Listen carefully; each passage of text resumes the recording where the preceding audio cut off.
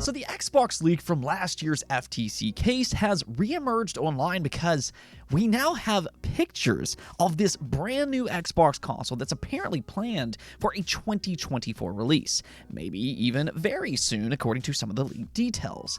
Now, how does all this fit into Xbox's strategy? Is this good or not? And what does it mean for the future of gaming? Because that right there, I think, is the question that a lot of people have been asking online. There's been a lot of discourse over this subject since it was first leaked last year.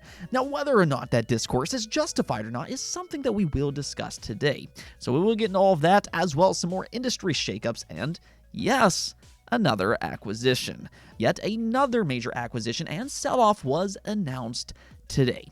So we have a lot to get into, so let's just go and get right into things, starting off with Monster Hunter Wilds. Now, so far, we've really only gotten a small glimpse of what this game is, but that small glimpse has already eclipsed 2.5 million views on the official Monster Hunter YouTube channel. I mean, Monster Hunter really is a legitimate, massive franchise by this point. I mean, that's always been the case over in Japan, but now it's really hit its stride worldwide. So there's a lot of hype for Monster Hunter Wilds, and there's also been a lot of speculation to what Capcom is possibly teasing in this trailer. A lot of fans are curious if Capcom is maybe teasing a fully open world game. That would be very interesting if true, and according to an often reliable leaker, Dusk Golem, that very much is the case. In a Discord conversation, he claimed that it's a fully open world game and it's planned to release in Q1 of 2025. You can see here posted up by Eurogamer that he said that was Capcom's idea from day one, apparently. The entire game revolves around it, from story to endgame. They also say that Wilds has been in development since 2019 and will feature a lot of the scrapped ideas from World. Additionally, it's claimed that Wilds' director has been given complete freedom for the development of Wilds, pretty much no questions asked. Now, I think it's that last claim there that I think is the most exciting thing about this leak. When a company publishes a game and just kind of gets out of the way, you know, to actually let their creatives do their job and let them, I don't know, be creative, that to me is a good sign for Monster Hunter Wild. Now, I'm not overly surprised by the open world details, though. I think that's really been the direction a lot of the industry has gone in, so I'm not expecting much different for Monster Hunter. And if there's really one series that I think could possibly benefit from that direction, I think that would be Monster Hunter. To me, I look at this game and I think it could potentially be a very good combination. And I say that as someone who isn't really always a fan of open world games. I don't think open world makes everything better. I do actually prefer linear, tight design games in a lot of situations. But the way Monster Hunter works, it already has those big open zones to play in, and I think that would translate very well into a more organic open world environment. Let me ask you Monster Hunter fans out there, though, do you like this idea or not? Now, we do also have an update for you Nintendo Switch Online Plus expansion pack subscribers. I really wish they would just come up with a better name for this service. But nonetheless, the next game coming is F-Zero Maximum Velocity. This is an old Game Boy Advance game. I've never played it personally, but I have heard some good things about it online, and the way I view this announcement is that you F-Zero fans out there are getting some recognition. No, it's still not that brand new F-Zero title, and that's really what we all want, or at least at the bare minimum, a F-Zero GX remaster. That'd be pretty cool as well. But Nintendo has given you F-Zero fans some love on Switch Online here recently. They released F-Zero 99 just last year, which was surprisingly a good formula for F-Zero. That's actually a pretty fun game. And on top of that, there's now multiple F-Zero titles that you can play on Switch Online, including Maximum Velocity, which will be out on March 29th.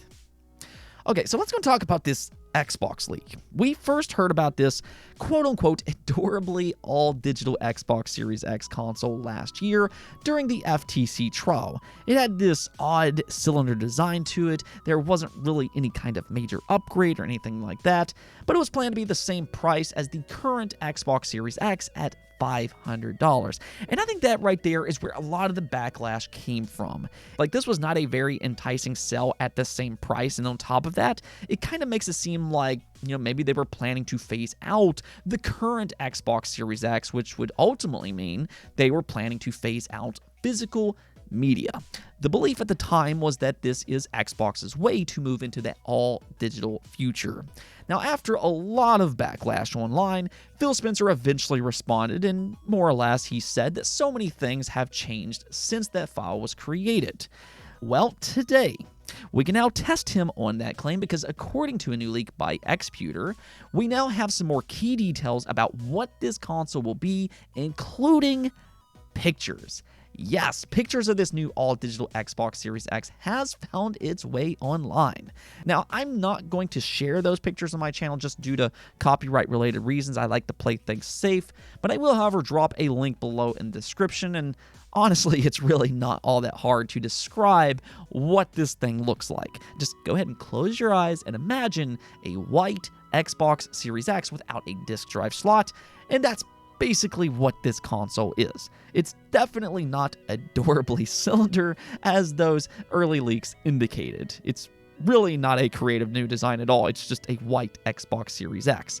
But Xputer did reveal some other details that I did find interesting. As those early leaks suggested, this is not an Xbox Series X Pro model. It's not going to be a competitor to the PS5 Pro later this year. It instead will only have minor improvements, including its heatsink.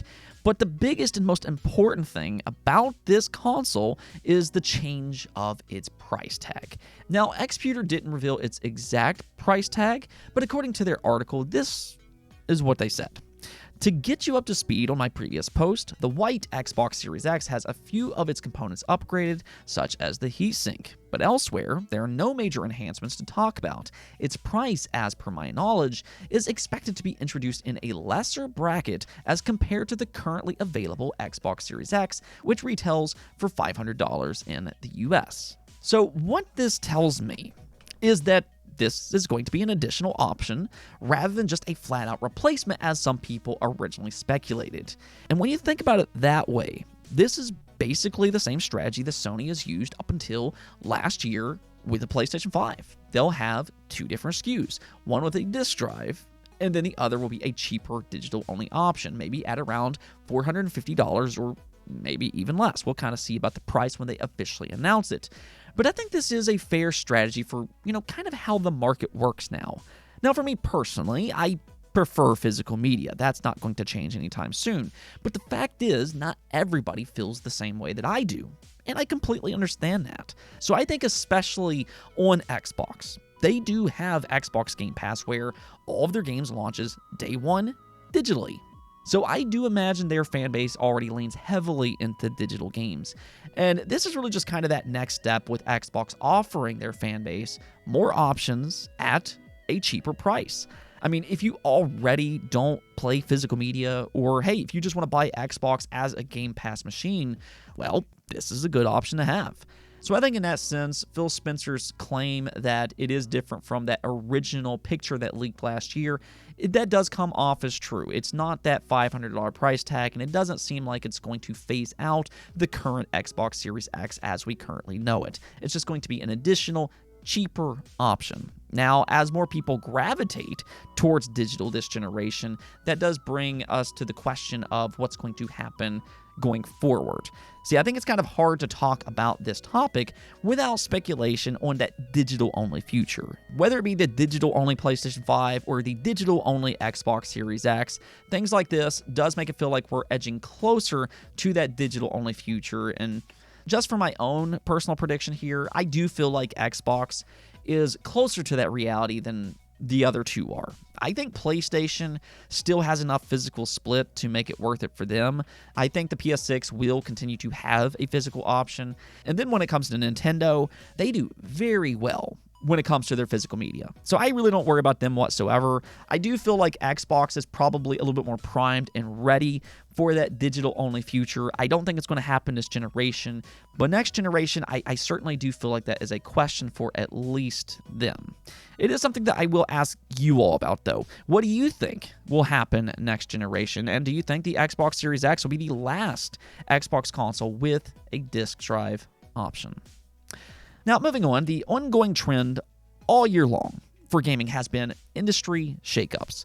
There's been, unfortunately, a lot of layoffs this year, and there's been a lot of movement. And today we actually got news for both of those things. Now, I'll start with the bad news, and then we'll kind of end on a good note depending on how you view the situation. But this first one deals with Sega. They just announced 240 more layoffs across various studios, which includes Sega Hardlight, Sega Europe, and Creative Assembly. I'd say that Creative Assembly is probably going to be the one that catches the most attention. They're behind some really top-notch games, whether that be Total War. They actually developed Halo Wars. That was a really good game. And this is my favorite of the three, Alien Isolation. I remember back when Alien Isolation first released, and that was just such a good game. If you've yet to play that game, I definitely recommend giving it a try. It's really a shame that we still have yet to get a sequel for that game. But last year, they did cancel their live service project, Hyenas. That was a huge cancellation for Sega, so I think the results here probably has something to do with that. What was really interesting about this announcement, though, and maybe even a little unexpected, is that Sega sold Relic Entertainment. Yeah, they're now apparently an independent studio. So that's a big move, and, much like Creative Assembly, they're a high-quality studio. They're behind games like Company of Heroes, and more recently, they actually developed Age of Empires 4 with Xbox. So that's a really interesting turn of events. I wouldn't be surprised at all if Xbox formed a close partnership with them for the future Age games, similar to what they're doing with Toys for Bob and the Crash and Spyro games. But yeah, sadly, this is the direction that the game industry is heading in, and Sega is very much a part of that situation, as we're seeing here.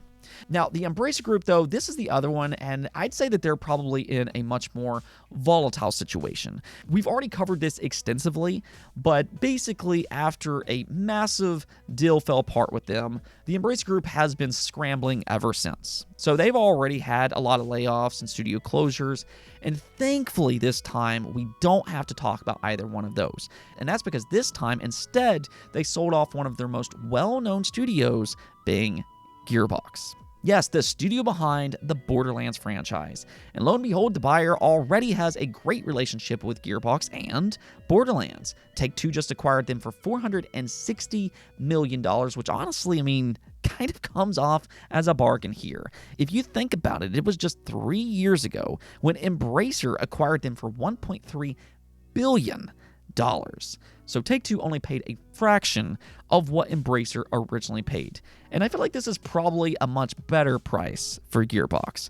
Feels like it's been a while since they've produced an ultra successful game, but if anything else, Take-Two gets some established IP out of this buyout, as well as some other notable games like Duke Nukem and Brothers in Arms. Borderlands, though, is obviously the big get here, and a fourth installment is actually reportedly in development right now, so we'll just have to kind of wait and see how Borderlands 4 shapes up under Take-Two. Anyways, though, that's going to be it for this episode, but do let me hear your thoughts about this new Xbox console. Do you like the idea of a digital-only Xbox Series X, and what do you think about the future of gaming right now? Do you think that we are edging closer to that digital-only future or not? Till next time, though, peace out.